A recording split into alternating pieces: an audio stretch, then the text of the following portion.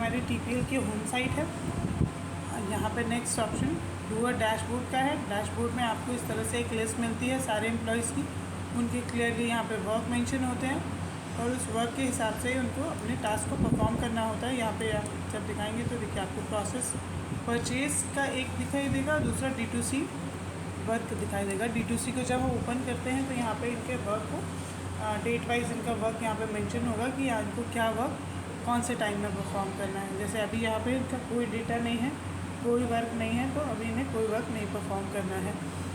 जब यहाँ पे दूसरा आपको दिखाती हूँ मैं, इनका एक डैशबोर्ड है। अगर आप इसको देखते हैं तो यहाँ पे देखिए, यहाँ पे इनको क्लियरली वर्क हो रहा है। जब कोई वर्क नहीं होगा तो नो डेटा शो करेगा, लेकिन अगर आपके पास कोई वर्क है तो इस तरीके से आपको यहाँ पे वर्क शो होगा। बॉक्स नंबर 3 कौन करेगा, क्वालिटी कंट्रोल करेंगे। क्या है वर्क इनका, as material accept by customer, material जो है वो कस्टमर के थ्रू एक्सेप्ट कर लिया गया। ये जॉब नंबर है, ये डेट है और किस डेट में करना है ये यहाँ पे। और इस लिंक को क्लिक करेंगे। इस लिंक को क्लिक करने के बाद यहाँ पे जो भी रिक्वायरमेंट डिटेल है वो भरेंगे और उसको सबमिट कर देंगे, तो ये डेटा यहाँ पे फिल हो जाएगा और टास्क डन हो जाएगा। तो इस तरीके से आपको अपना सारा वर्क डन करना है। नेक्स्ट ऑप्शन MIS रिपोर्ट का है। MIS रिपोर्ट जो है वो आपके इस डेली वर्क के से हिसाब से कैलकुलेट होती है। जो आपको प्लान डेट मिला है उसमें आपके वीक में कितने वर्क हैं, उसके हिसाब से जो आप डन करते हैं, एक्चुअल जो डन करते हैं उसका एक कैलकुलेशन होता है। कैलकुलेशन से 1% निकल के आता है कि आपने कितने वर्क को टाइमली डन किया, कितने वर्क आपके लेट थे। ये सारा कुछ कैलकुलेशन ऑटोमेटिकली हमारी साइट पर होता रहता है। नेक्स्ट ऑप्शन प्रोसेस चेकलिस्ट का है। जब आप प्रोसेस चेकलिस्ट को क्लिक करते हैं तो आपको हमारी इस वेबसाइट पे चल रहे हुए सारे वर्क दिखाई देने लगते हैं। ये एक तरह से हमारी डिक्शनरी है जिसमें आपको सारी चीज़ें मिलेंगी कि यहाँ पे क्या काम हो रहा है, कैसे हो रहा है, ये सारी चीज़ें आप यहाँ पे क्लियरली देख सकते हैं। जैसे यहाँ पे नेक्स्ट आपका जो ऑप्शन है वो है आपका FMS कस्टमर कंप्लेन का है। जैसे अगर हम यहाँ से ट्रांसफार्मर रिपेयर करते हैं या हम यहाँ पे वायर बनाते हैं तो उसमें अगर कोई कंप्लेन आती है तो वो कैसे सॉल्व होगी, उसका एक हमने FMS बना रखा है। FMS आपको यहाँ सबसे पहले फ्लो चार्ट मिलेगा। जब आप फ्लो चार्ट को ओपन करेंगे तो आप इसमें स्टेप बाय स्टेप समझ सकते हैं कि आपको कौन कौन से टास्क परफॉर्म करने हैं। जैसे यहाँ पे पहले एक इंडेंट भरा जाएगा कस्टमर कंप्लेन का, उसके बाद रूट कॉज एनालिसिस होगी, रेक्टिफिकेशन होगा, रेक्टिफिकेशन के बाद कॉस्ट एनालिसिस होगी और फिर प्रोसेस ख़त्म हो जाएगी। इस तरीके से जो भी प्रॉब्लम आई है हम उसको स्टेप बाय स्टेप उसका रिज़ल्ट फाइंड आउट करेंगे या रीज़न फाइंड आउट करेंगे, फिर उसको रिपेयर करेंगे। अब ये एक क्रिएशन शीट है, मतलब वहाँ तो हमें ये पता चल गया कि काम क्या करना है, लेकिन कौन करेगा, कब करना है, ये हमें यहाँ इस क्रिएशन शीट के थ्रू पता चलता है।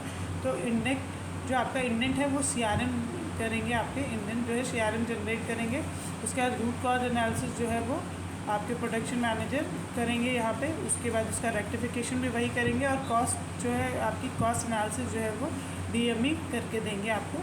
तो यहाँ इस तरीके से मेंशन है कि कौन सा टास्क किसे करना है, वो यहाँ पे आपको क्लियरली मेंशन किया गया हुआ है और यहाँ से आप देख के समझ सकते हैं। उसके बाद हम वापस यहाँ पे आएंगे और यहाँ पे आपको FMS दिखेगा, flow chart management system. FMS से आपको यहाँ पे क्लियरली एक शीट मिलेगी जिसमें हर टास्क का प्रॉपर मेंशन होगा कि क्या है, उसकी डिटेल कैसे है। जैसे यहाँ पे देखिए, जब इंडेंट फिल किया गया तो टेलीफोनिक कंप्लेन थी, कंप्लेन की डेट ये है, कस्टमर त्रिभुवन इंटरप्राइजेज है, लेटर उसका क्या है, यहाँ पे देखिए जॉब नंबर क्या है, ये सारी चीज़ें यहाँ पे दी हैं। अब रूट कॉज एनालिसिस होगी, सेम डे हुई है लेकिन टाइम थोड़ा लेट है, इस वजह से ये रेड आ रहा है। उसके बाद अभी इसका रेक्टिफिकेशन नहीं किया गया है, इसलिए ये यहाँ पे पेंडिंग है। तो प्लान डेट के हिसाब से एक्चुअल का भी रेक्टिफिकेशन यहाँ पर होना चाहिए, एक्चुअल आपका यहाँ पे डन होना चाहिए। आप जब भी डन करेंगे यहाँ ऑटोमेटिक एक एक्चुअल डेट आ जाएगी। जैसे इन्होंने यहाँ पे डन किया तो यहाँ पे एक डेट आ रही है, तो इसी तरीके से आप जब यहाँ पे डन करेंगे, अगर डेट इस प्लान डेट्स के सेम है या उससे कम की है तो आपका ग्रीन में आता है, लेकिन अगर डेट एक्सीड कर जाती है, मतलब 22, 23, 24 हो जाता है तो वो आपका रेड में शो होने लगेगा। इसका मतलब आपकी परफॉर्मेंस में गड़बड़ है, आपको वहाँ पे अपनी परफॉर्मेंस को चेक करने की ज़रूरत है।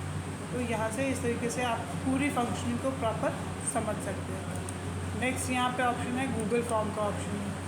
गूगल फॉर्म किसी भी को चलाने के लिए जो आप फॉर्म भरते हैं, इंडेंट जनरेट करते हैं, तो ये यहाँ पर है। एक इंडेंट जनरेट करने का फॉर्म दिया हुआ है, इसको टेलीफोनिक था या ईमेल से आया था कंप्लेन, आप यहाँ मेंशन करेंगे डेट क्या है, कस्टमर की डिटेल क्या है, letter reference number, job number, ये सारी चीज़ें लिख के आप यहाँ पे सबमिट कर देंगे। और आप जब सबमिट करते हैं तो यहाँ पे रिस्पॉन्स शीट भी दी हुई है जो सारे डेटा को स्टोर करती है हमारे पास। ये एक बैकअप क्रिएट हो जाएगा। कॉस्ट एनालिसिस का भी एक फॉर्म दिया हुआ है यहाँ पे।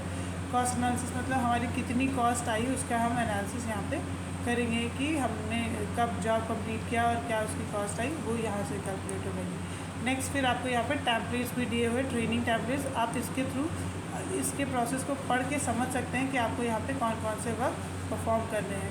तो जैसे यहाँ पे फिल द गूगल फॉर्म को फिल करना है और फिर सबमिट कर देना है। दूसरा है रूट कॉज एनालिसिस करनी है। थर्ड है आपको रेक्टिफिकेशन प्रॉब्लम में करना है। और फोर्थ में आपको जो है गूगल फॉर्म को सबमिट करना है। 4 नंबर का एक गूगल फॉर्म है जो कॉस्ट कैलकुलेशन वाला है, वो आपको इसको यहाँ पे सबमिट करना है। यहाँ पे देखिए प्रॉपर लिखा हुआ है कि आपको क्या क्या वर्क करना है। नेक्स्ट इसके साथ ही हम आपको वीडियो प्रोवाइड कर देंगे। वीडियो के साथ आप देख के और अच्छे से समझ सकते हैं कि ये प्रोसेस को कैसे कंप्लीट करना है।